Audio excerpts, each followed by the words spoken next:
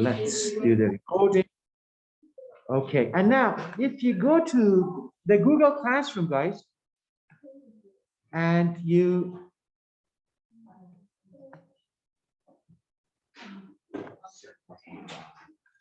open this folder,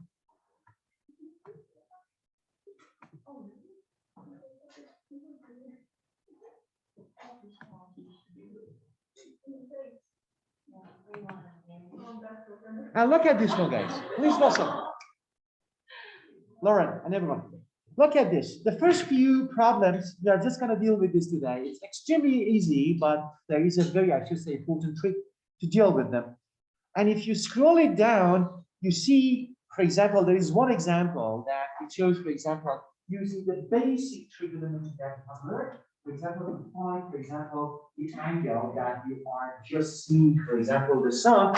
But nonetheless, after today's session, there is not a mandatory thing to do, but you can just come all the way here and you see some very relevant problems. You can do this all based on the things that we are going to learn today.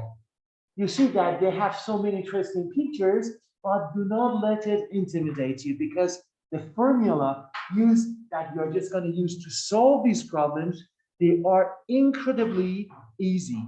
For example, you are just going to have, for example, you are measuring the Mount Everest using the basic ratio in trigonometry and Egypt pyramids and many kind of stuff. And I recommend you, if you have some time, look into some of these problems, but you do not have to do them. I just posted it from the book, and not your book. It's a little more advanced book, but some of them, if you are interested to use it. But there is not an obligation that you definitely do this one. Now we are just moving on to continue with the things which we have done. I'm gonna start the session by, I love the music background. It makes the session more, I should say, engaging. I'm just gonna start today by something that we started two sessions ago. And somewhere along the way, I'm going to introduce something as a kind of a review, which we have done in level 3. Then we go back there to do more advanced stuff on this unit circle. Okay, now we have a Cartesian plane that we have talked about so far. And the Cartesian plane comes with the x-axis and y-axis. And we have a kind of, I should say, the origin of this Cartesian is matching on the center of the unit circle. And as usual, we know that we are right now at the first quadrant. Now we are at the second quadrant, the third quadrant, and the fourth quadrant.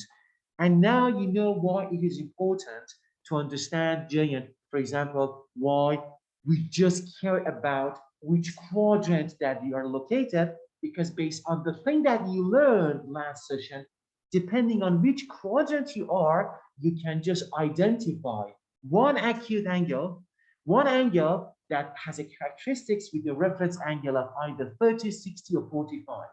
And that's very important to identify which quadrant that you are located. You remember that what we mentioned, we said that if you, for example, if you have an angle here, which we call that, for example, hi guys, how are you? Awesome, awesome.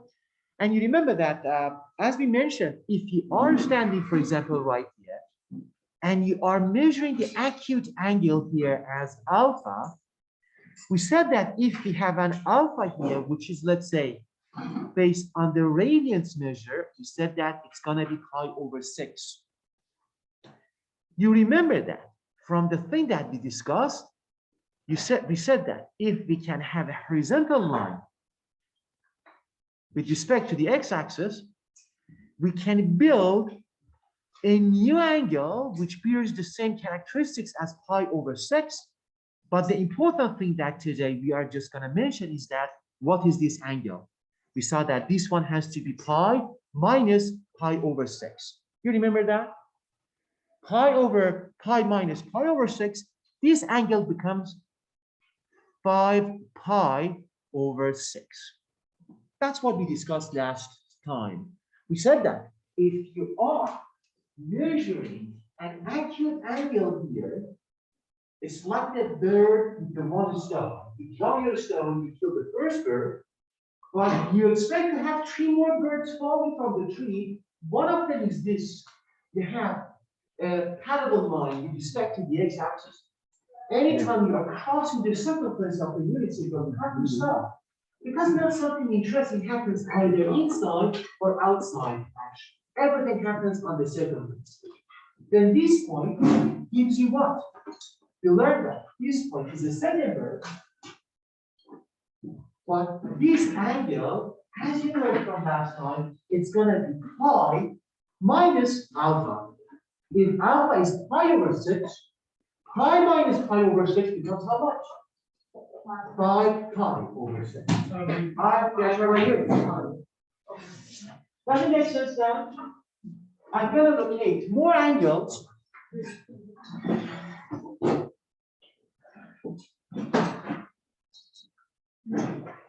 Now, I just go to the other angle that we mentioned. We said that the other angle that we can find, it can come with the measure of pi over 4. 45 degrees. If that's pi over 4, we learned that we can find another angle, which is going to be here. We said that it's going to be the other angle that I'm going to measure on the other side is going to be pi. Yes, of course, please. It's going to be pi minus pi over 4. That it takes the second quadrant. Pi minus pi over 4 becomes 3 pi over 4. And lastly, we said that, okay, if we get another angle, which is pi over 3, which is, guys, please quiet, which is going to be pi over 3, which is 60 degrees. Also, we learned that we can follow the same principle and find another angle. One, I forgot for this. This was 3 pi over 4. The other one is going to be this.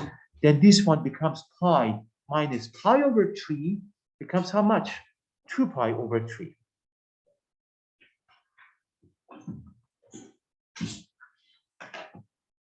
That's how we did last time. And we noticed that we can localize an angle, let's say, for example, to the third quadrant. For example, look at this with pi over 6, which we find another angle. I'm just moving a little bit fast because that's the thing that we have done. Please stop me if you feel that you are getting lost. I just review that once more.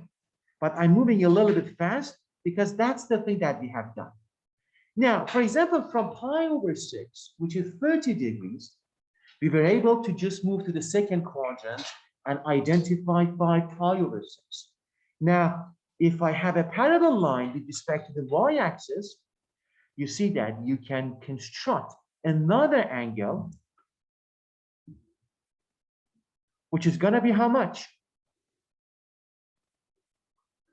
Which is going to be this time at the third quadrant, you learn that it's going to be pi plus alpha. If alpha is here, pi over 6, the third quadrant gives you that as pi plus alpha. If you have pi over 6, pi plus pi over 6 gives you how much? 7 pi over 6. And you can also continue all the way to find another ones. I'm going to do that. You have to make sure that you produce the same thing because at the end of the day today, as a homework, you have to find xy of all these angles. It's going to be very important for the next test. Now, for example, they had pi over 4 at the first quadrant. It was measured at the second quadrant as 3 pi over 4. You have a parallel line with respect to the x-axis. You bring it down at the circumference, you can build another angle, which this angle is at the third quadrant with respect to the pi over 4 becomes pi plus pi over 4. Becomes how much? 5 pi over 4. Does it make sense to everyone? Now, also, what I do for this angle, which we have here, which is 2 pi over 3, which is the equivalent of pi over 3 at the second quadrant. At the third quadrant, Jaya, what do? We just have a parallel line with respect to the y-axis. And here, it gives us this one, which is going to be how much? It's going to be pi over 3, which is the reference angle at the first quadrant. Its image at the third quadrant as pi over 3 plus pi, which it gives you 4 pi over 3. You're going to almost be done. I hope that everyone produces the same thing because your work starts, I should say, after that I'm done with this part. Now, for the other angles at the fourth quadrant, we'll learn how to build the basic angles from there. We said that, for example, from pi over 6, I draw a parallel line with respect to the y-axis. Guys, by the way, the lecture is being recorded, and you can go to the channel to find it. If you have pi over 6, the angle here is how much at the fourth quadrant? If you remember from last time, we said that if you have your first verb that you draw the shape, it was at the first quadrant. The second verb was pi minus first verb. The third quadrant was pi plus alpha. The fourth quadrant was 2 pi minus alpha. Then if this is pi over 6, the parallel line with respect to the y-axis crossing the circumference of the unit circle gives you what angle? 2 pi minus pi over 6, huh? 11 pi over 6. That's fantastic. Thank you. And now I'm just going to build this angle here. This angle is measuring here at what? 11 pi over 6. I'm going to do the same thing. I'm just going to have with another angle, which is pi over 4. With pi over 4, I build this angle at the circumference. What is this angle crossing, I should say, the unit circle? 2 pi minus pi over 4. How much is that?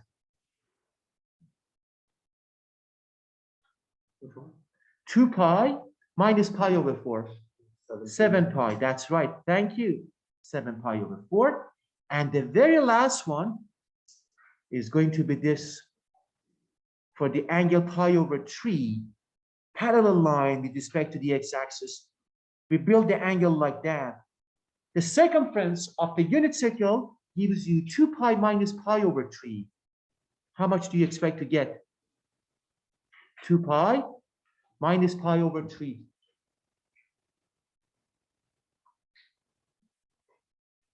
Guys, do you know how to do that? 2 pi minus pi over 3. It's 6 pi minus 5, which is 5 pi over 3. Now, that's the thing exactly that we have been doing since last 2 times. By doing this, we were able to find, got a little bit messy because it's messy because we do this kind of stuff in order to locate these intersections with the unit circle, with the unit circle. Now, these angles becomes our reference angles at one rotation of the unit circle. Guys, everyone please listen. I use the word these angles become the reference angles with one rotation along the unit circle. You saw, for example, the flying mosquito that we mentioned. The mosquito starts flying around the unit circle at the circumference, goes all the way from here, from 0 to 36 or 0 to pi radians. These angles then become the reference angles. Then this is very important to identify their cosine and sine. For example, for the pi over 6, we had to do this. We said that, for example, for pi over 6, how much time do we have? Half an hour, huh? Yes. Yes, that's great. For example, what's the purpose now? I'm just going to start with one, then I leave the rest for you as a homework. And everyone, please make sure that you submit it tonight for me, then, because I'm going to tell you what to do. Then now, what do we need to do is this. Because you remember, we said that if we have, for pi over 6, the angle is characterized by, let's say, for example, x and y, which if you remember from last time, we said that x represents cosine of the alpha and y represents the sine of the alpha. Everybody's clear about that? Why is that so? We said that for any angle, for example, pi over 6, it comes with a Cartesian characteristic and the coordinates. For example, the angle pi over 6, you drop into the x-axis, you read the x coordinates, you drop into the y-axis at the Cartesian plane, at the Cartesian axis, you got the y. But coincidentally, because they were checking with the alpha, you learn that in the unit circle, that the radius is 1, x is the same as cosine alpha, and y is the same as the sine alpha. We proved it last time. Do you remember that? Yes, everyone else clear? We proved that one last time. Now, imagine I'm going to do with pi over 6, pi over 4, and pi over 3. I'm going to find the values of that from the right triangular perspective. You have done that also at level 3 and also one level before that. Now, it's going to be a kind of a recap at this stage. Now, guys, when I write now, in the next half an hour, when I find the x corresponding to pi over 6 as a cosine alpha and sine alpha, then you can know the same value for the pi over 6. Because these two angles are not between brothers. Unless the x becomes negative, y remains the same. This one becomes the same thing for 7 pi over 6.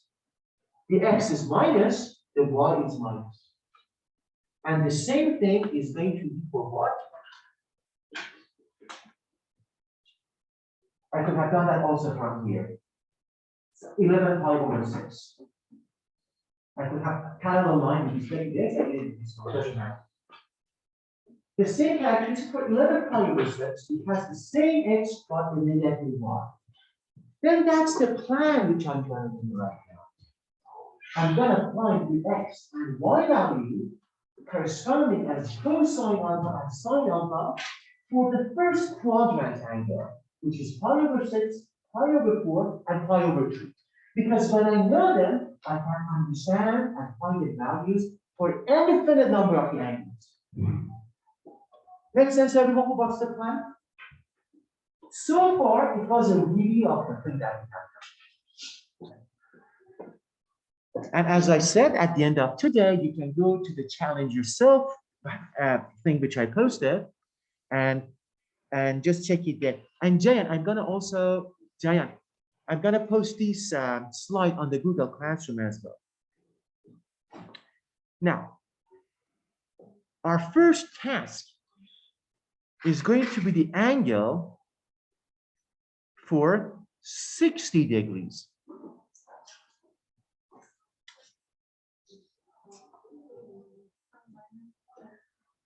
For the 60 degrees, you remember it from level 3. For 60 degrees, you construct a right triangle. In this right triangle, you have, that's the normal angle, this is 90. If I say here it's 30 degrees, the share of this angle is becoming how much? 60 degrees, because the sum of internal angles of a triangle goes to 180. Then 30 plus 60 plus 90 goes to 180. And we say that the length adjacent to 30 degrees in the right triangle, you remember it from last year, how much is that? Square root of 3. The opposite is 1. That's right. Then Pythagorean theorem gives you how much for the hypotenuse? 2. That's right. Thank you. Then now, I'm gonna start from the one which I have on the left. I say if I'm looking at this angle, which is 30 degrees,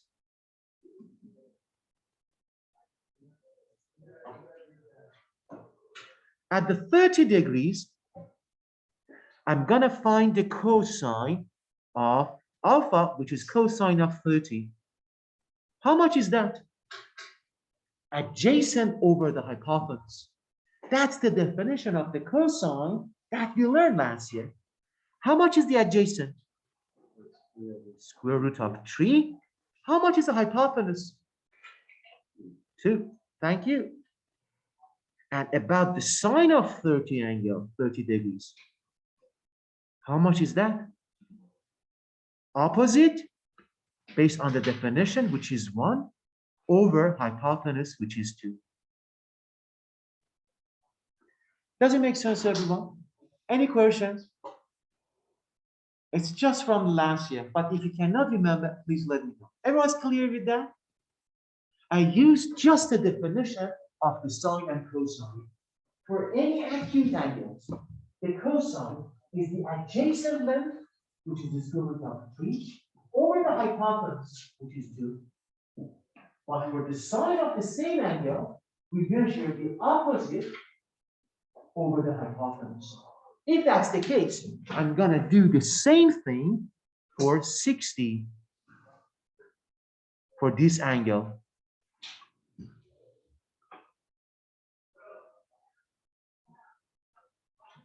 Now, the cosine of 60 becomes adjacent. How much is adjacent to the 60? You see 1 over hypotenuse. That's right, thank you. And the sine of 60 becomes the opposite, which is the square root of 3 over hypotenuse, which is 2. Now, then we see the cosine of 30 is the square root of 3 over 2, and the sine is 1 over 2. Then if I go back to this slide, with the angle which is pi over 6, I know pi over 6 is as if like 30, because I say pi is equivalent to 180. 180 divided by 6 is 30. Then for this one,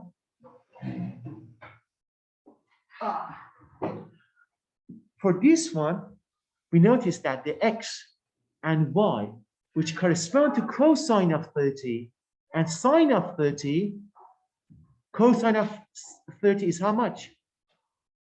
Square root of 3 over 2. And the sine of alpha, which is sine of 30, is 1 over 2.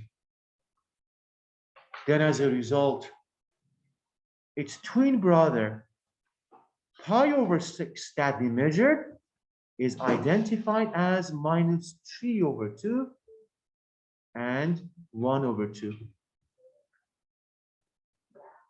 For 7 pi over 6, which corresponds to the same characteristic, it comes, x is negative, minus 3 over 2, and y falls below the 0, which is minus 1 over 2.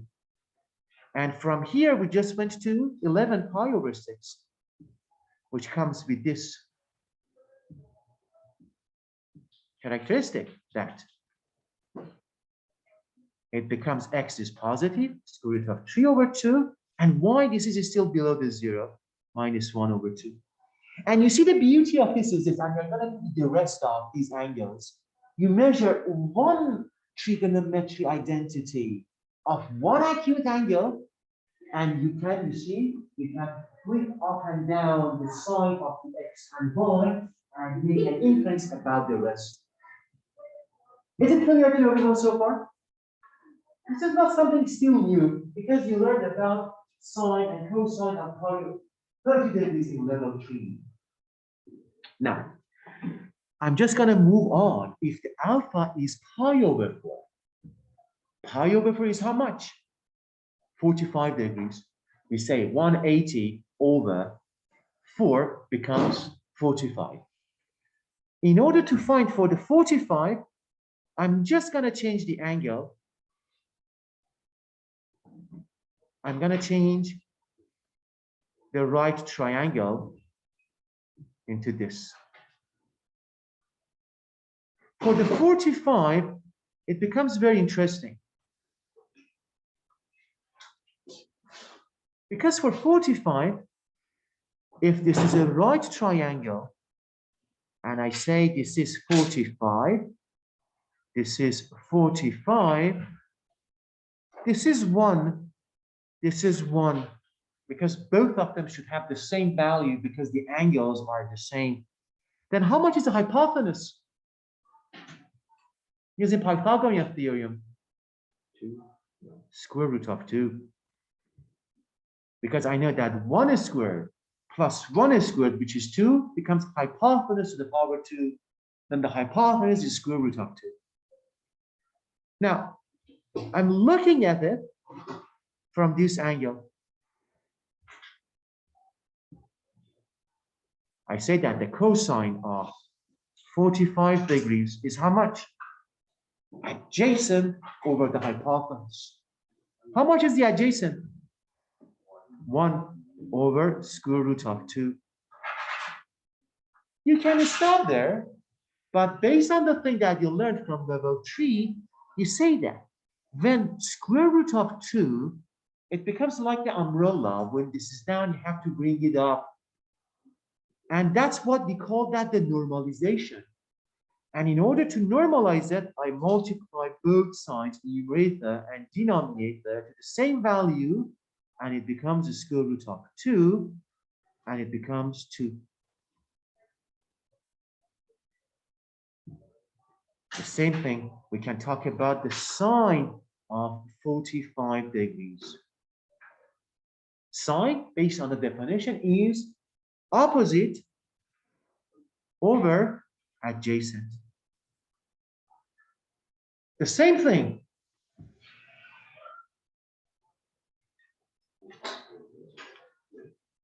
And it gives me again the square root of 2 over 2. Then the first observation that we did on level 3 was that for the pi over 4, 45 degrees, the sine and cosine have the same value. Then if I come back here, pi over 4, its x is represented as the square root of 2 over 2, and y is the square root of 2 over 2. Pi over 4 is corresponding to 3 pi over 4.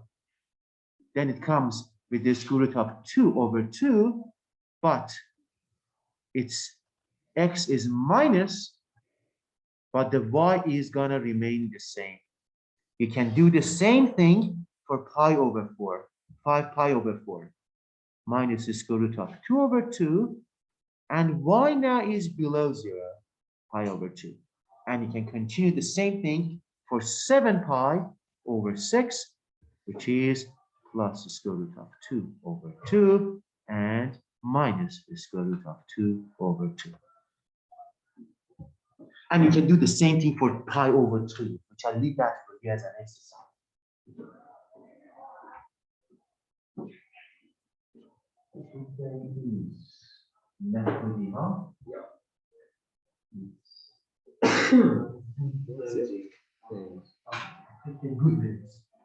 Now, guys, any questions on this? It's not the same thing that you learned before, but it's a little more colorful now. That's the only difference from level 3. Specifically about the right triangles. I hope that everyone remembers these 2 triangles. Lauren, I'm going to post it on the Google Classroom, these slides. No problem. Did I post a video from the last session? No, I'm going to post the book today then. Now, guys, I hope everyone remembers these 2 triangles. Any questions so far? No? Sorry, what? I know we went through 2 triangles. Isn't there 50, 40, 90 triangle? Yeah, 54. No. These are the standard triangles. We do not drive these ratios for that. Just for these 2 ones. Awesome. Good question. Now, guys, if you have no question, take only 1 minute break. Close your eyes, relax.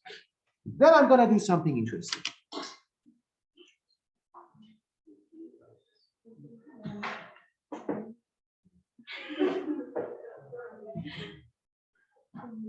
Now,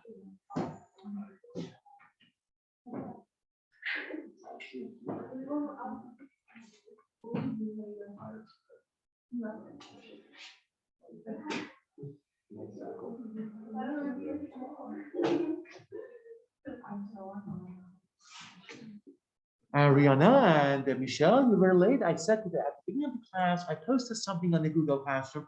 This is more like the challenge. You do not need to do that, but it has some very interesting information and interesting problems using the basic ratios. Just using the basic ratios of a trigonometry. No problem.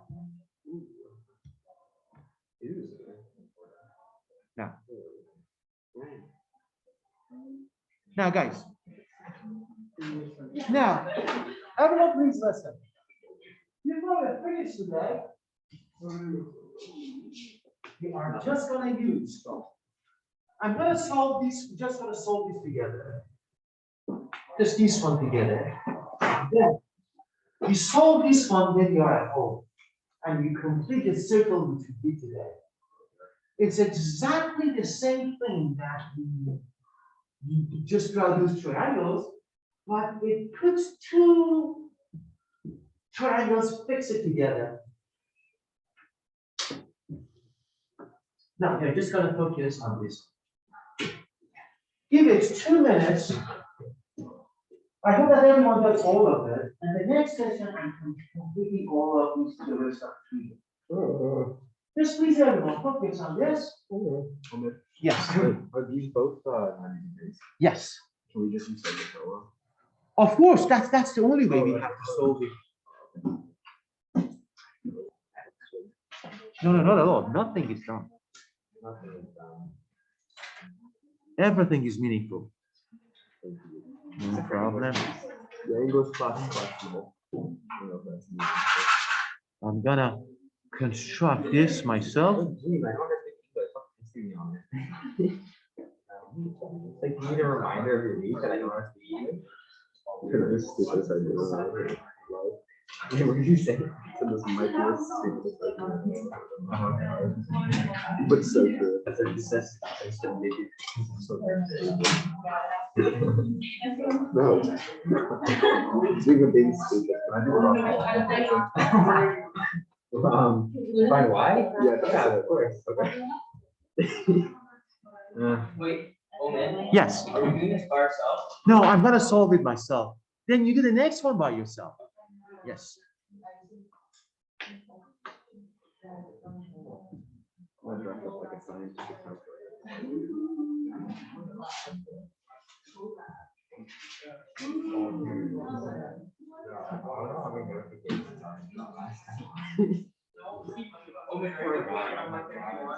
Sorry, what?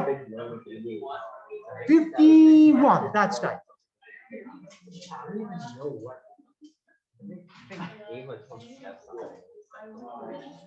Even it's so funny because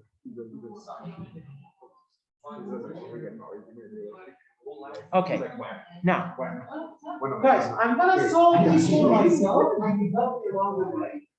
Please listen very attentively because these ones, although they look a little bit complicated, they are the easiest thing that we are gonna see the whole math level for. I assure you, just hold on in 2 minutes. I think that that's the easiest one that you have learned in the whole sessions that we started from September.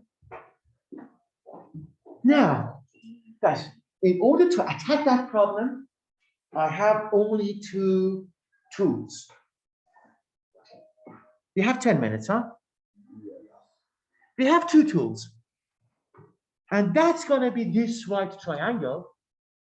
The other one is going to be this. I'm not going to use that one. It means that I have only 1 tool to attack that problem, which is this right triangle. Then the only thing which you have to do is that learn how to reconstruct that right triangle that you have 30 and 60 degrees. Now, look at this. I'm just going to start. I did when I look at this. Listen. What is my strategy? First of all, Russell, please listen very carefully. That's a very important question. You may have something like that on the test. And I see, when I look at this, I say, wow, I know 2 guys. I have met them before. One of them is the angle 30. The other one is 60. Let's start with the 30 degrees, which I have worked with it before. With this angle. I know. With the 30 degrees, I looked at this triangle. We said that the sine of 30 degrees, which is the opposite length over hypotenuse, it's always, without any exception, is 1/2. If you see it becomes 1/3, that's the end of the word. It's impossible. It's always 1/2. Then I come here, I see that, okay, I see 30 degrees. Let's construct the sine of 30 degrees. I say that the sine of 30 degrees,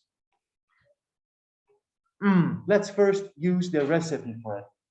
The recipe of the sine is always the opposite length. What is that, Jayan? The opposite of 30 and this right triangle. Forget about this one. Forget about this one. Just this triangle. The opposite of 30 degrees is how much? Y. Y, exactly. Thank you. Y. Wait, we already Sorry, what? That's right. For this one, we know 30 and this is 90. That's right. Guys, please, no words. Guys, very quiet. Now, it becomes y, the opposite over hypotenuse. Hypotenuse is how much? 9 units. However, what we did before was this, that the sine of 30 is how much?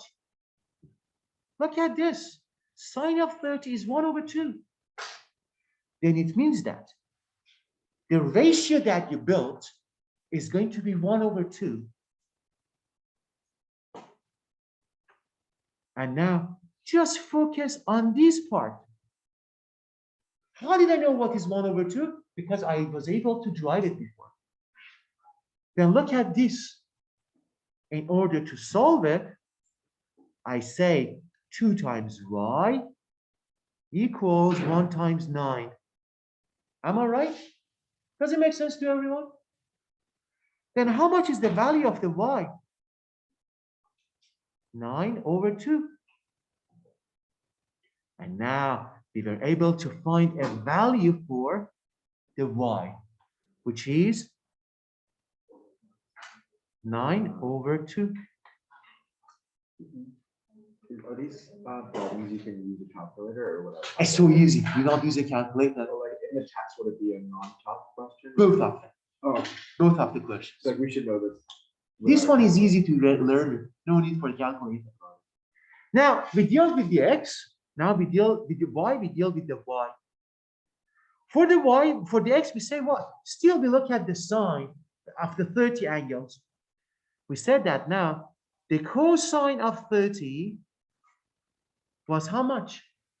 The adjacent of 30, which is x, over hypotenuse. Hypotenuse is 9.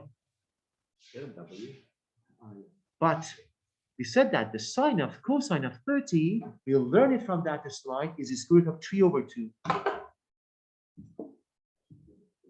Becomes the square root of 3 over 2.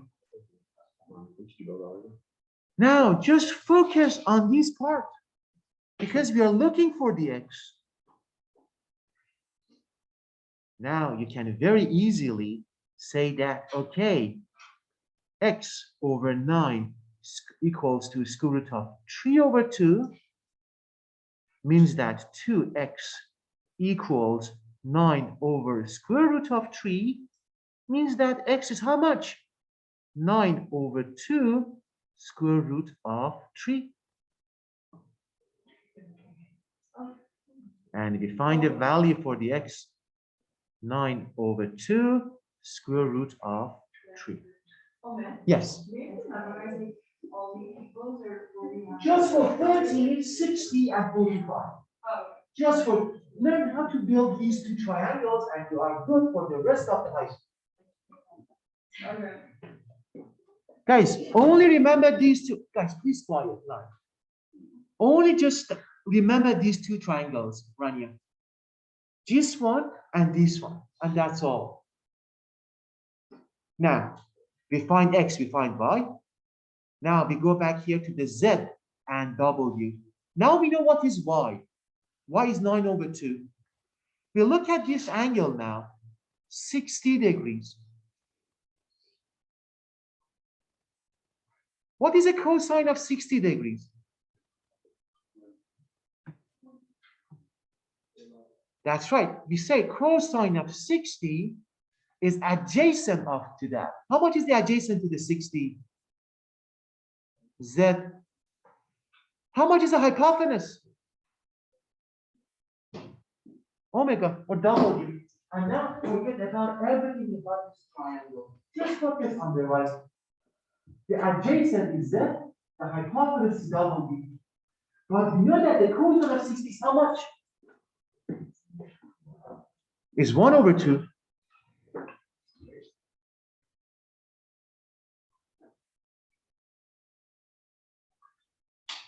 Sorry, guys, let me just start with the sine. Sine 60 is the square root of 3 over 2. Sine 60 is square root of 3 over 2. And its opposite, which is y, over hypotenuse on. Now, focus on this, guys. Please do not talk. And now look at this part. We know the value of the y. We derived it on the left triangle. It was 9 over 2. Means what? Means 9 over 2 over omega equals square root of 3 over 2. Then you can get how much is the omega? Omega is equal to, you multiply 9 over 2 to 2 becomes 9 divided by square root of 3. It equals to 3 times the square root of 3. A basic, I should say, a little basic of the algebra when you normalize it. You multiply both sides, numerator and denominator, by square root of 3, you get to 3 square root of 3 for the value of the omega. Which one And is omega? it's this one. Oh, I thought that was a W. Omega, should we do cosine? Yes, and now I'm going to do the cosine to get the value of the z, Rania. Oh, I thought that was a two. That's right. No, this is Z. Sorry, my handwriting sometimes 2 and Z looks exactly the same thing. Now, we said that the cosine of 60 in that left triangle is the adjacent Z over hypotenuse omega. How much is the cosine of 60?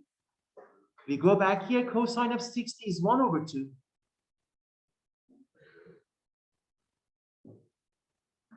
And now look at this. We focus on this part. How much is Z? We do not know. How much is the omega? 3. That's right. 3 square root of 3 equals to 1 over 2. We are looking for the Z. Then we said that Z equals to 3 over 2 square root of 3.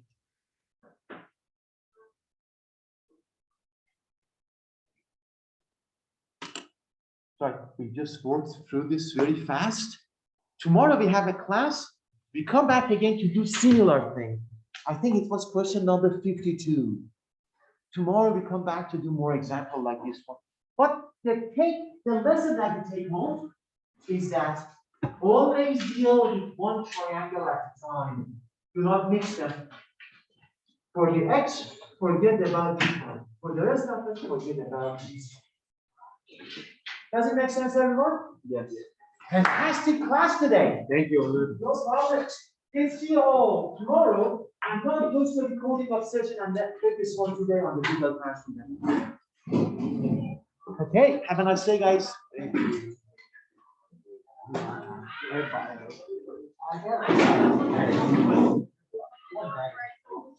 All right. Stay. Jason, how's your mom? Is she doing well? Yeah, Say what? sort of, still the same. But a little bit. Yeah. I'm glad to hear. Hopefully she gets much further. No problem. Have a nice day.